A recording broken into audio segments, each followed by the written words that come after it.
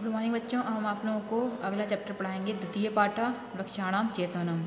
ठीक है, इस पाठ में महर्षि भारद्वाज और महर्षि भृगु के प्रश्नों की आपस की बातचीत वार्तालाप दी गई है। ठीक है, इसमें महर्षि भारद्वाज जो हैं वो प्रश्न कर रहे हैं महर्षि भृगु से, और महर्षि भृगु जी उनके प्रश्नों का जवाब दे रहे हैं। देखिए अर्थ इसका कि पहला श्लोक, अमितानां महाशब्दो यान्ति भूतानि संभवा तत्स्तेषां महाभूत शब्दो अयमुपपद्यते। ठीक है, भृगु जी पूछ रहे हैं। ठीक है, भृगु जी महर्षि भारद्वाज से पूछ रहे हैं कि अमितानां महाशब्दो यान्ति भूतानि संभवा तत्स्तेषां महाभूत शब्दो अयम उत्पद्यते। इसकी मीनिंग देखिए, अमितानां मीन्स होता है असीमित पदार्थों का, महाशब्द यानी महान शब्द, संभवा मीन्स उत्पन्न होते हैं, उत्पद्यते मीन्स उपयुक्त हैं। ठीक है, इसकी मीनिंग है। और देखिए, अमितानां महाशब्दो यान्ति भूतानि संभवा तत्स्तेषां महाभूतो शब्दो अयम उत्पद्यते। महर्षि भृगु बताते हैं कि असीमित पदार्थों के लिए महाशब्द का प्रयोग किया जाता है। असीमित पदार्थों के लिए महाशब्द का प्रयोग किया जाता है, और इन असीमित पदार्थों से ही भौतिक पदार्थों की उत्पत्ति होती है। यान्ति भूतानि संभवा, यानी कि इन असीमित पदार्थों से ही भौतिक पदार्थों की उत्पत्ति होती है। तत्स्तेषां महाभूत शब्दों अयम उत्पद्यते, इसलिए इसके लिए महाभूत शब्द का उपयोग किया गया है। ठीक है, फिर से देखिए कि महर्षि भृगु बताते हैं कि असीमित पदार्थों के लिए महाशब्द का प्रयोग किया गया है, और इन असीमित पदार्थों से ही भौतिक पदार्थों की उत्पत्ति होती है, इसलिए इनके लिए महाभूत शब्द का प्रयोग किया गया है। अगला देखिए, अगला है चेष्टा वायु खगा आकाशम उष्माग्नि सलिल द्रवा पृथ्वी चात्रम संघाता शरीर पांच भौतिका।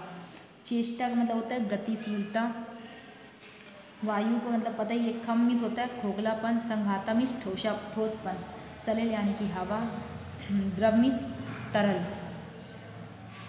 और देखिए इसका महर्षि भृगु का चेष्टा वायु खमाकाशम उष्माग्नि सलिल द्रवा पृथ्वी चात्रम संघाता शरीर पंच भौतिकम। भृगु जी कहते हैं कि इस शरीर में चेष्टा अर्थात गतिशीलता का मतलब होता है वायु। इस शरीर में चेष्टा यानी कि गतिशीलता का मतलब होता है वायु। खोखलापन आकाश का रूप होता है, गर्मी अग्नि का रूप होता है, रुधिर आदि तरल पदार्थ जल का रूप है, और ठोसपन पृथ्वी का रूप होता है। इस प्रकार यह शरीर पांच महाभूतों से निर्मित है। ठीक है, इस प्रकार ये शरीर पांच महाभूतों से निर्मित है। फिर देखिए कि महर्षि भृगु जी कहते हैं कि इस शरीर में चेष्टा यानी कि गतिशीलता का मतलब होता है वायु। खोखलापन का मतलब होता है आकाश, खोखलापन आकाश का रूप है, गर्मी अग्नि का रूप है, रुधिर आदि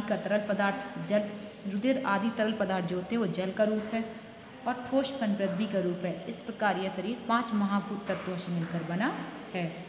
अगला देखिए, इत्येते पंचभूते युक्तम स्थावर जंगमम श्रोणम घ्राणम रसम स्पर्शो दृष्टिश्चेन्द्रियम संगीता। इत्येते मीन्स इस प्रकार से, स्थावर जंगम मीन्स जड़ चेतन रूपी संसार, श्रोतम मीन्स कान, घ्राणम मीन्स नाक, रसम मीन्स जीव, स्पर्शो यानी कि त्वचा, और इंद्रिय संगीता यानी कि इंद्रिय नाम वाली। ये इसकी मीनिंग थी। और देखिए इसका, इत्येते पंचमी युक्तम स्थावर जंगमम श्रोणम घ्राणम रसम स्पर्शो दृष्टिश्चेन्द्रियम संगीता। महर्षि भृगु जी कहते हैं कि संपूर्ण संसार में पांच तत्वों से ही, संपूर्ण संसार जो होता है वो पांच तत्वों से निर्मित है, चाहे वो वृक्ष आदि जड़ पदार्थ हों, वृक्ष आदि जड़ पदार्थ हों, चेतन हो।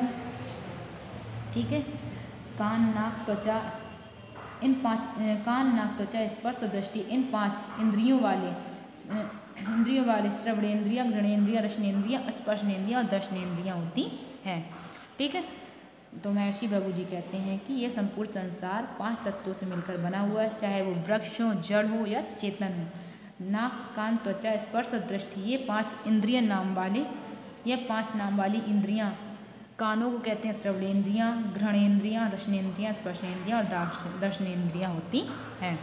ठीक है, अगला देखिए भारद्वाज उवाच, यानी भारद्वाज जी पूछते हैं कि पंचभिर्धि भूतैस्तु युक्ताम स्थावर जंगमा स्थावरणाम न दृश्यन्ते शरीरे पंचघातवा धातुआ। भूत मीन्स होता है भौतिक पदार्थ, स्थावर जंगमा मीन्स जड़ और चेतन, स्थावरणाम मीन्स वृक्षों के। ठीक है, इसकी मीनिंग थी। और देखिए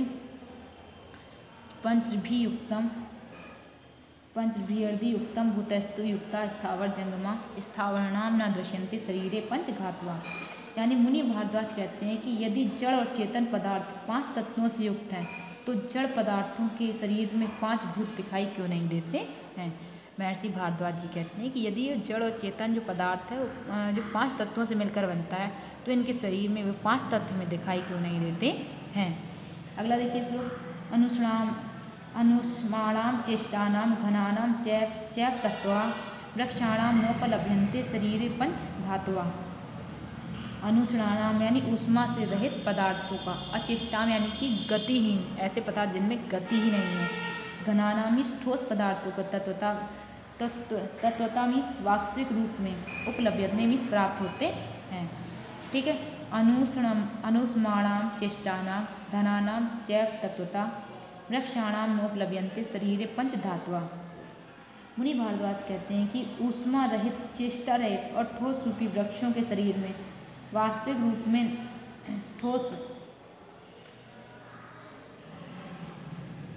ऊष्मा रहित, चेष्टा रहित और ठोस रूपी वृक्षों के शरीर में वास्तविक रूप में होते ही नहीं हैं।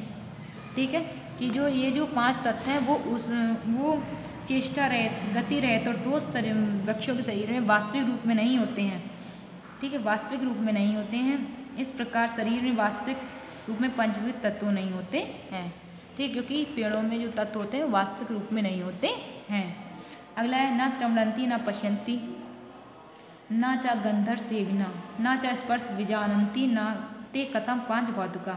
न श्रवणंती यानी न सुनना, पश्यन्ति मीन्स देखना, गंधर सेवना मीन्स सुगंध करना, सुगंध का सेवन करना, विजंती मीन्स जानते हैं। तो न श्रवणंती न पश्यन्ति न गंधर सेवना न च स्पर्श विजानन्ति ते कथम पांच भौतिका। महर्षि भारद्वाज कहते हैं कि वृक्ष ना तो सूंघते हैं, ना देखते हैं और ना ही गंध और रस का सेवन करते हैं, ना ही स्पर्श को जानते हैं, तो फिर ये पंचभूत की सृष्टि में कैसे आते हैं। फिर से देख लीजिए कि महर्षि भारद्वाज जी कहते हैं कि वृक्ष ना तो सुनते हैं, ना देखते हैं, ना गंध और रस का सेवन करते हैं, ना ही स्पर्श को जानते हैं, तो फिर ये पंचभूत की सृष्टि में कैसे आते हैं। ठीक है, तो अभी आप लोगों के लिए इतना ही पैराग्राफ है। इसके आगे के श्लोक हम आप लोगों को कल पढ़ाएंगे।